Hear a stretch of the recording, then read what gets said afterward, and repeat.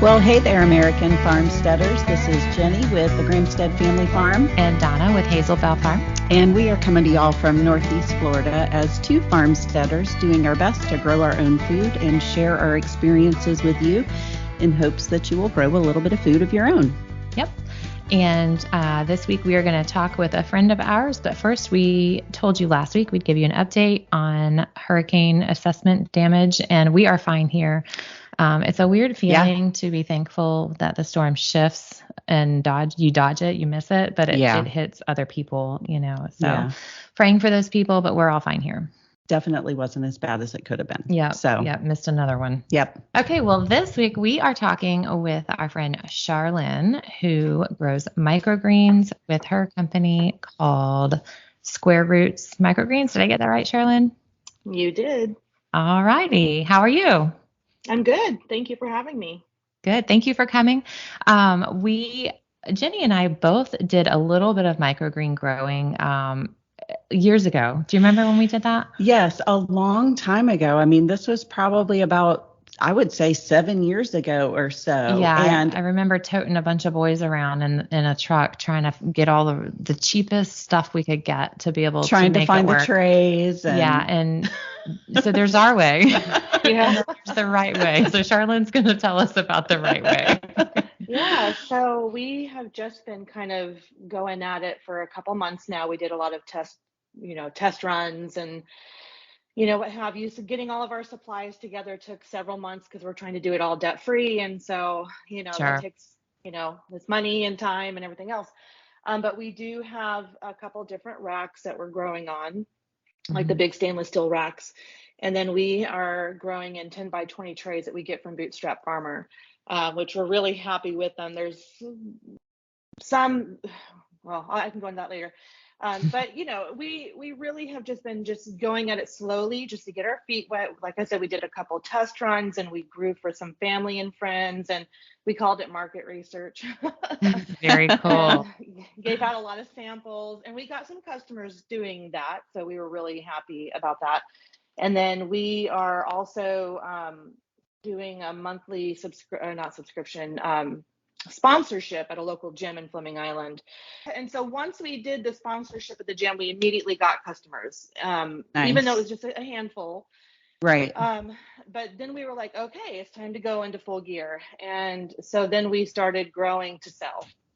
Okay. And we've been doing that now for probably, maybe 6 weeks. The growing to sell. So We're still very, very new. We have a couple of markets that we've signed up for. We have a market coming up this Saturday, and really, we're not hoping to make a ton of money. We're hoping to get our name out there and let people know that we're here and we're growing. And How did you get into? That's really How'd you start doing this? Yeah. Like what made you interested in doing this? It's kind of funny because I had heard of microgreens and I knew the health benefits of them, but I didn't know everything about them. I just kind of had heard about them. And so my husband and we were in Savannah for our anniversary this past March, and we love going to farmers markets. And I was going to meet somebody for my other business that I do that I had met online, and she does markets there. So I'm like, we're going to be there. I'll come and meet you. And there was this guy selling microgreens, and I'm like, we have to stop. I need to hear. But he was so busy talking to people that we didn't have a chance to talk to him. But I was just like, we need to look into this. Like for us, we weren't thinking about it for selling. We were thinking about it just for our own health and wellness. And so on the way home, I kind of was doing a little bit of looking up online. And then the following day, Monday, I immediately was like, okay, who has information? TikTok. Right. Social media. Right. I'm like, I'm just going to put microgreens in and see what comes up. And it was inundated with people growing microgreens to sell. And we hadn't even thought about that. And so then I did other research and other platforms and YouTube and stuff like that. And of course, there's a podcast for everything. So of course, there's microgreen podcasts out there. So we just started learning everything we could about growing to sell. And my husband and we have always wanted to do something together, and we've not really found what we can do together to get, he obviously still needs to work, but maybe 2 to 5 years being home, that kind of thing. Yeah. So anyway, so we started small. We bought a few seeds from a well-known online seed company.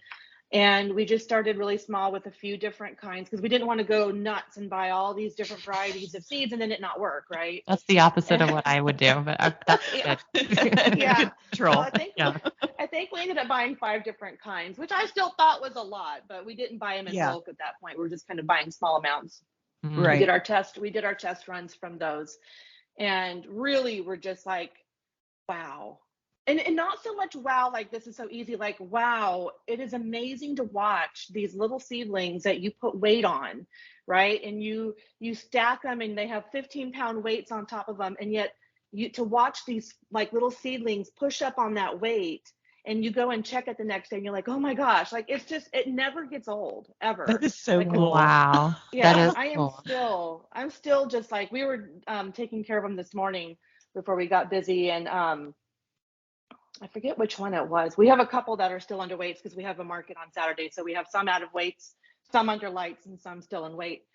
And I think it was our radish. We're growing radish, well, along with others. But I was like, wow, it just amazes me. Like they'll be ready to come out of weights tonight because they just push up. Like you wouldn't think that they're that strong, but it's just amazing. So. Okay, Sharlynn. That is so cool. That is very cool. Growing anything is so exciting, but you're talking about these weights like we know what you're talking about. I had no idea that there were weights involved in this. So we didn't actually do. No, we did we did like sprouted grains, maybe is what you could say. And it was for chicken feed was what we were doing in the past. So yeah, tell us then, like what are these weights? What are you talking about? Okay, so when we plant a 10 by 20 tray, we're weighing out our seed. We make sure that it's pretty uniform every time, and we've done a little test here and there of adding more or less, whatever. Mm-hmm. Once you add your, are you growing in the soil or soil-less? No, we are growing in a soil medium. Okay. Sorry, I didn't mean to interrupt you. No, that's fine. Yeah, there's some people that do and some that don't, and there's different mediums, and it's just kind of like mind-boggling. But we found something that works for us. So after you have planted your 10 by 20 tray, you tamp it down a little bit, and then you put another tray on top with a concrete 15-pound paver, essentially, that you can get at any home supply store, whatever. Right. Yep. And seems so heavy. I know. Yeah. And what that does is it helps your seeds to germinate, but it helps them to root down. So they're going to, instead of just sitting there, their roots maybe going haywire, they're going to be going down into the soil. Because it's essentially what's happening is it's like if we were to plant in the ground and we put soil on top of those seeds, their roots are going to go down. So it's adding the weight to get the roots to go down. And so, and we leave them under weight for about 3 days. It depends on just like how it's like carrots. It's like how we start carrots for the garden. That's exactly what I was just thinking. Yeah. Carrots. Okay. Yeah. And so once we notice like, okay, they're germinating well and, they're ready to come out of weight, we take the weight off and then we put them in blackout for about 2 days. And blackout, what that does is it helps the greens or whatever, the stems, to really kind of get leggy. So it helps them to be a little bit taller, a little bit stronger, because they're really trying to fight to get up to the light, right? Right. And so, we've kind of forgotten at times to put them in blackout, like during our tests, and they're just so thin and so like, And right. So okay. it really does help them to go into the blackout. And then some species you don't need to do blackout because they're going to be tall already.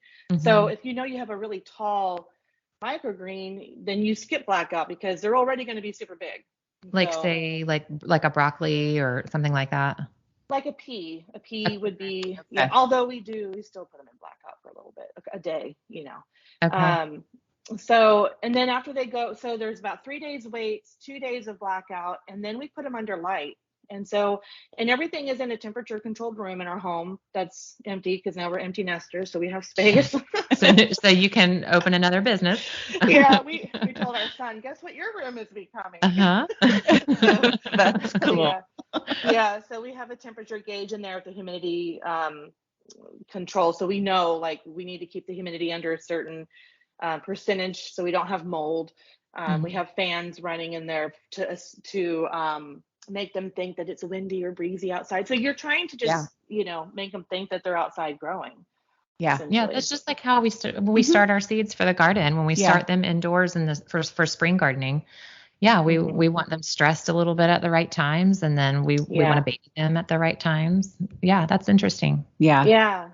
So Stuff some just likes grow. to grow. Yeah, it's amazing. It just is amazing to me. But some microgreens grow faster than others. And when we first did our first test, and we planted everything on the same day, thinking we're going to harvest on this day, and we totally weren't thinking like, oh, these are going to be done like 3 days before the others, and so we got that all worked out. But So you have a rotation, a constant cycle going. Yeah, so we're still kind of working out. We have a couple customers that are on subscription services, and so, in my mind, I have a calendar, and I'm always trying to think, okay, am I planting this on the right day, and I need it by this day, and there's always going to be a variable, like if conditions aren't perfect, it might take an extra day, or it might be ready the day before, and so yeah, that's cool. Wow. So how many different varieties are y'all growing right now? So we're growing 5, but we're still working on 2 others. So we have pea and sunflower, which are fast growing, really crunchy, thicker varieties, more dense.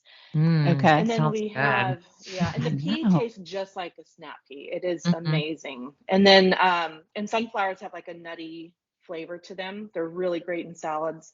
And then we're growing broccoli, a spicy salad mix. And then we're growing radish, and radish is like my absolute favorite. I think it's one of our most popular ones as well. Really? Okay. Is it spicy? No, not really. No, it might have like a little bit of a spice to it, but it tastes just like a radish. And I'm not like a big fan of radishes. Right. Well, I never was either until we grew them at home. What's kind of one of the, it's like you don't know what you like until you have it for real, like the real deal, the fresh deal. Yeah. So, that's interesting.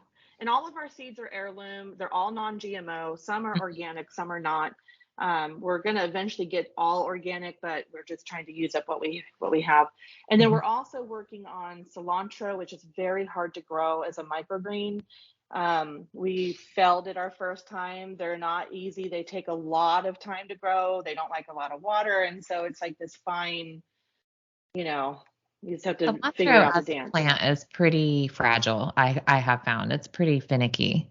Yeah. It doesn't like anything too hot, too cold, it's succumbs to everything. I tried it once unsuccessfully. So the cilantro though, I'm super fascinated in that. The cilantro is so pungent and so just so since I got COVID a couple of years ago, and it changed my taste buds for a few things, and cilantro is one of them. I used to love cilantro, and I can't stand it anymore. Oh no! I'm so sad.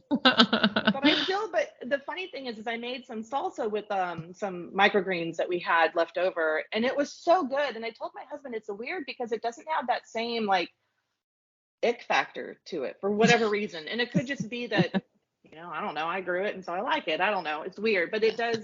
My husband loves them. People that eat them love them. We're actually growing a tray for somebody right now, and they're in my opinion, they're so much more flavorful and just they're amazing. So can you use any kind of seed to grow microgreens? Like, could you do? Okay, no. So that's like when you said cilantro, my mind started turning for like, I wonder if you could do parsley, and what can you do? So you can't, like, basil microgreens are very popular. A lot of people do basil. I've not tried them. That's not something we've done yet. But you can't grow your nightshades as microgreens because of the poisons and the toxins in that early stage. So that'd be like your peppers, tomatoes, potatoes, but everything else you can for the most part.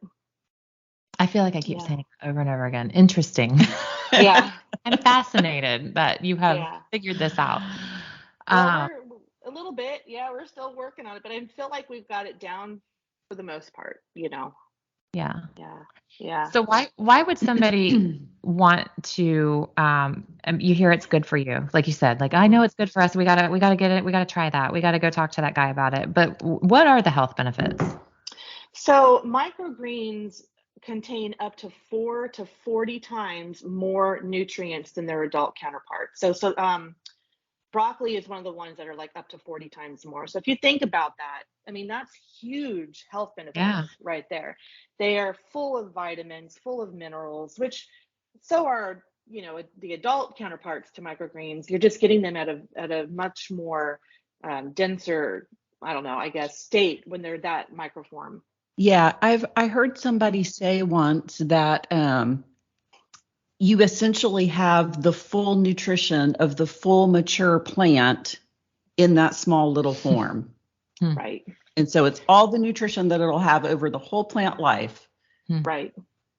And if you think about sprout. Yeah, and you're eating more than one little sprout. You're eating a bunch of sprouts at once. I mean, Right. You're getting a huge amount of vitamins, mineral, polyphenols. I mean, it's great for people that are suffering from inflammatory diseases. There's been a lot of studies that show that certain microgreens can help with anti-inflammatory and other issues. It can help people that are diabetic, especially the broccoli is a big, there's been a lot of studies done on the broccoli microgreens for people that are diabetic. So it's pretty amazing. That is so cool. This is so exciting that y'all are doing this too. And like Donna said, like you figured it out. Like, that's awesome. That is so cool. So like how many trays are you doing at a time? You said you have a couple of racks. Yeah, so we have 2 racks and we can essentially grow 16 trays per rack, which we're not doing. We only have 20 trays right now. Okay. Because the trays expensive. Are not cheap. No. I just bought some Bootstrap Farmer trays as well. And I'm not sad about spending the money on them, but it was a little bit of an investment. But the quality is just top notch. They are really good. We buy the heavy duty because we feel like if we're going to buy them, we're going to pay the money to get the good stuff. So for every tray that you grow, you have to have your tray that you're growing has to have holes.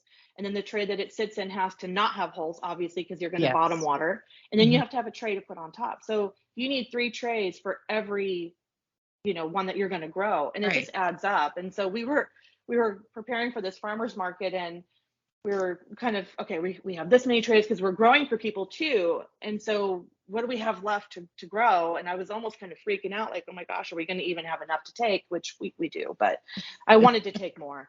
And so, then as we're planting, I'm like, wait a minute, I thought I had this tray and that tray. And he's like, no, let me show you. And I'm just like, oh, it's like keep up because with they all take these 3. Wow. Yeah. So we are going to buy more trays. So hopefully with this market on Saturday, we make enough to buy more seeds and more trays. That's our goal. Yeah. And then we'll just keep going. And then you said you're growing in soil. So what does that look like? Like, I mean, what's your rotation for your soil? Like, how long are you keeping that soil in that tray for? It is a one and done. It's a one and done. Wow. So have you started a compost pile for roots? We don't compost. What we do is we take them to my mother-in-law who gives them to her chickens because the roots and everything, I mean, the root system is amazing on these, you can just peel the whole thing out. So we take them to my mother-in-law, she gives them to her chickens and I get eggs. So it's a good return on my investment. Very good. And then we have another customer who has chickens that I've given some for her. So at some point in time, we've thought about doing the composting. Some people have said, and you'll see in the microgreen community, sometimes people will say, well, you can cut and regrow. Well, you can on some varieties, but every time you do that, so like pea, for instance, excuse me, you can cut your pea and let it grow and it'll continue to grow. But every time you do that, you're getting less and less nutrients in that microgreen. Right. That soil is depleted a little bit more every time. Yeah, we don't use any kind of fertilizers or anything like that because you don't need to because it's such a short growing cycle. That was my next question. Okay. Yeah. So if somebody wanted to start doing this on their own, because we hear all the time, you can grow anything anywhere, you can do something like and that's something that we say, like you can do something in the homesteader mindset, right? So if somebody wants to start a countertop microgreen, something by their kitchen sink thing, what would be like the minimum they would need to be able to grow a tray of greens? You can use anything from a takeout tray to a Rubbermaid tray, put a little bit of soil, just make sure you have drainage. You need drainage in the tray. Mhm. They make little starter kit type things, for people, but Okay. you don't even need to do that. You can just grow. People will show, like people that are just starting out on the microgreen pages, they'll show like, look what I did. I just used my takeout tray and drilled holes. Right. I'm like, It's an that's aluminum great. pan. Yeah. You don't, So, and then just, good lighting. okay. So they don't need a cover, like a little greenhouse effect. I mean, if you're just trying it out, you probably could, find something to give it some blackout for that day or two, but you really, you don't have to. Just grow it a little bit longer. And you want to always cut your greens before they get their true leaf, because once they get their true leaf, they get a little bit, what's the word I'm looking for? Oh, does the flavor They're change? just, yeah, they're not as sweet. They get, Okay. they change flavor. So Okay. once they get that true leaf, that's when it's like, okay, you need to cut. And you can always taste them too as you go. Like, are they ready? Let's taste it and find out. No, they're not, or yes, they are. So What does it taste like if they're not ready? Are they just not sweet? they're still going to be really sweet and yummy, but I would get more growth out of it if I could, Okay. to make them a little bit more longer, more dense. Yeah. What's your favorite to grow? I love the radish. I really Oh, do. you said that. Okay. Radish. I like the sunflower. I still like, I love them all, but the spicy mix and the radish are our two top requested greens that we sell. I love the sunflower on sandwiches or wraps. They're really good. Does Yeah. sound good. Here's the Yeah. thing we always battle with, like with sandwiches, for example, we don't grow lettuce here in the summertime, like No. at all. Like you can get arugula a little later in the spring. There are some things you can do a little bit warmer, but everything bolts. We don't grow those things, so we don't ever have that fresh in the summer. Microgreens would be a great thing to do on your countertop, or just go buy them from Sharlynn. Yeah. I don't have another minute to start something new. Yeah, we love it. We love it. So yeah, we'll be doing. We also are trying our hand at cantaloupe, and cantaloupe are really amazing, and they taste a lot like cucumber.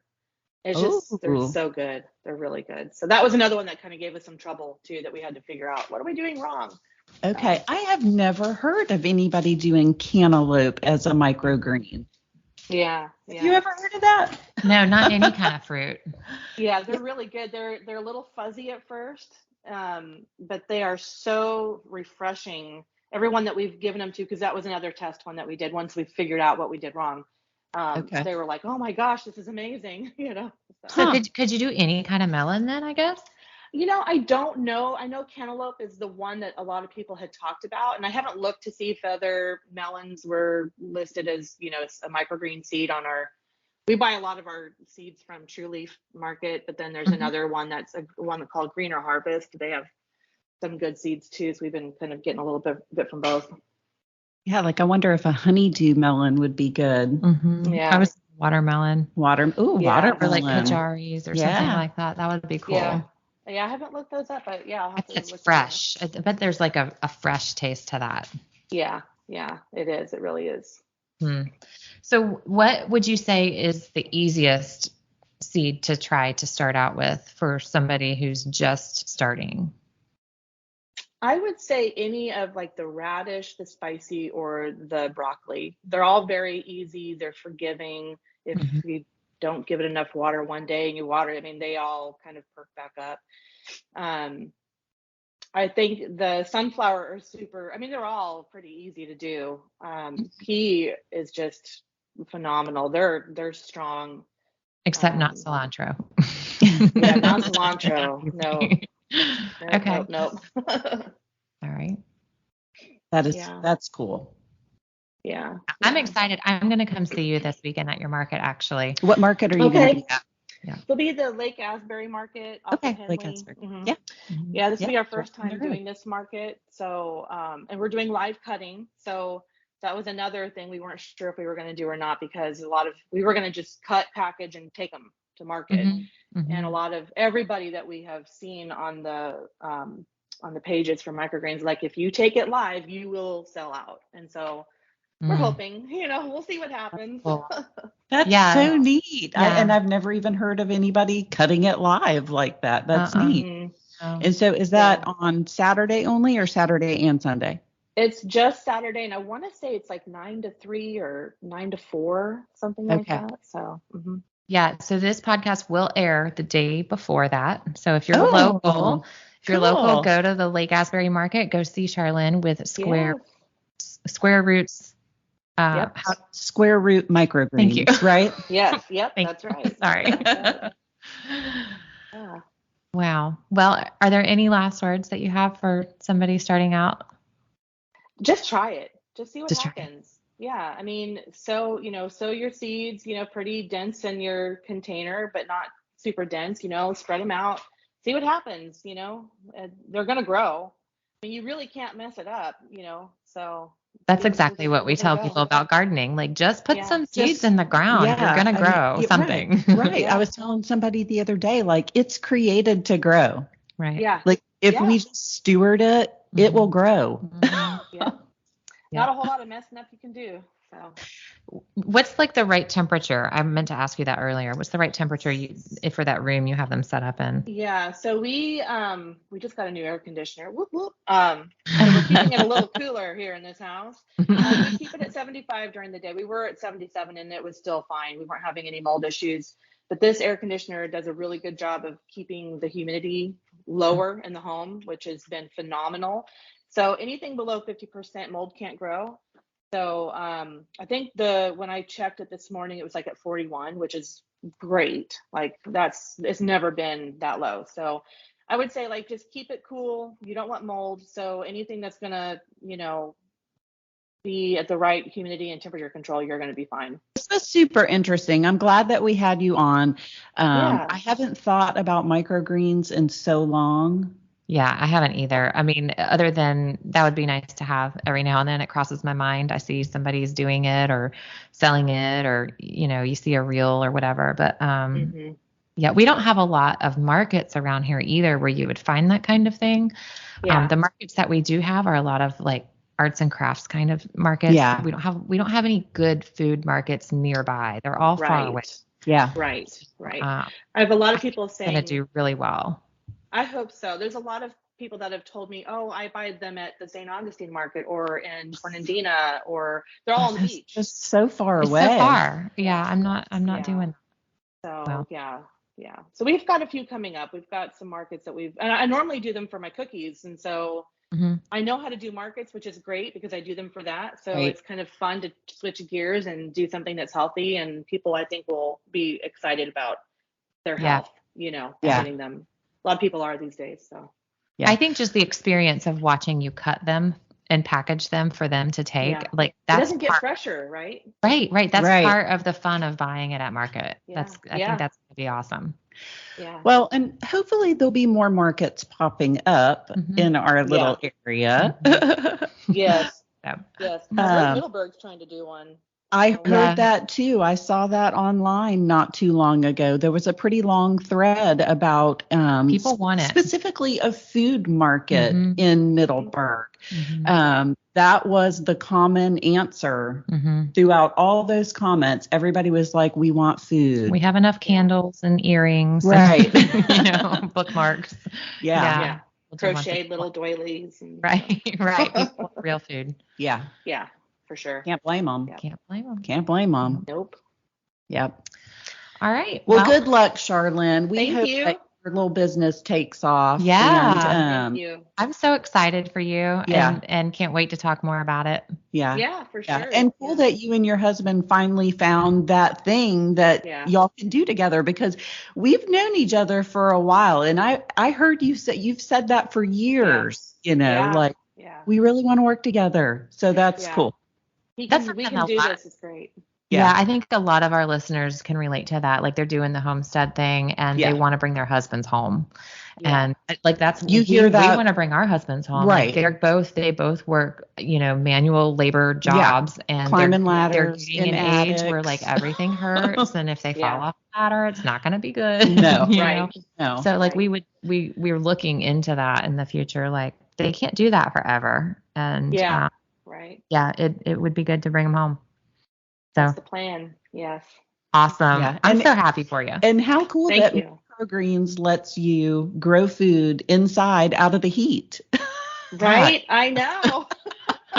Yeah, like Yes. it's so funny because we dream a little bit about, okay, when we can put this many more racks in the bedroom, and then we're going to have to probably get like an air conditioned shed, but that's way down the road, right? Like we have a lot of room left in that room to put more racks in. So we're excited to see what happens, cool. and just, every chance we get, we'll buy a little bit more and grow a little bit more. So that's the plan. And it's something you can do year round. It's not, it doesn't have to be a seasonal thing. And it's so sustainable. And my sister lives in Oregon, and we talk about this all the time. If something were to happen, she's like, would you just like grow your microgreens and eat them? Like, no, I'd plant them in the ground and grow a big head of broccoli, because I can eat that, longer than I can eat the like that's what I have all these seeds. I would plant them in the ground, and depending on the time of year, obviously, but we're always talking about prepping, and are you prepared for this, and do you have food for that? And it's comforting to know that we have these seeds, Right. Yeah. Right. There's promise in the seed. Yeah. Yeah. Mm-hmm. Yeah, for sure. Well, cool. Very nice.